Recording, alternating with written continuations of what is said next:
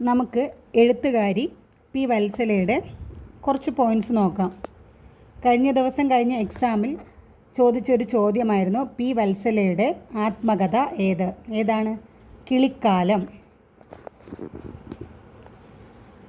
വയനാടൻ സാമൂഹിക ജീവിതം പശ്ചാത്തലമാക്കിയ പി വത്സലയുടെ നോവൽ ത്രയം നെല്ല്, ആഗ്നേയം, കൂമൻകൊല്ലി. എന്താണ്? വയനാടൻ സാമൂഹിക ജീവിതം പശ്ചാത്തലമാക്കിയ പി വത്സലയുടെ നോവൽ ത്രയം നെല്ല്, ആഗ്നേയം, കൂമൻകൊല്ലി.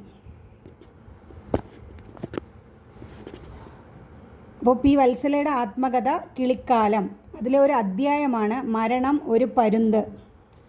പി വത്സലയുടെ ആദ്യ നോവൽ തകർച്ച. അവരെന്നാ മരിച്ചത്? 2023 നവംബർ 21.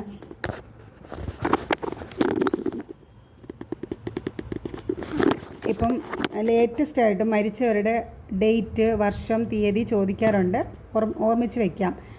പി വത്സല മരിച്ചത് എന്നാണ്? 2023 നവംബർ 21. 2021 എഴുത്തച്ഛൻ പുരസ്കാരം ലഭിച്ചത് പി വത്സലയ്ക്ക്. അവരുടെ മറ്റ് കൃതികൾ നിഴലുറങ്ങുന്ന വഴികൾ. ഈ കൃതിക്കാണ് കേരള സാഹിത്യ അക്കാദമി അവാർഡ് ലഭിച്ചിട്ടുണ്ട്.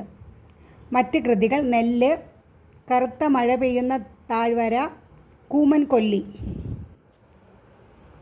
Okay, thank you. Please subscribe.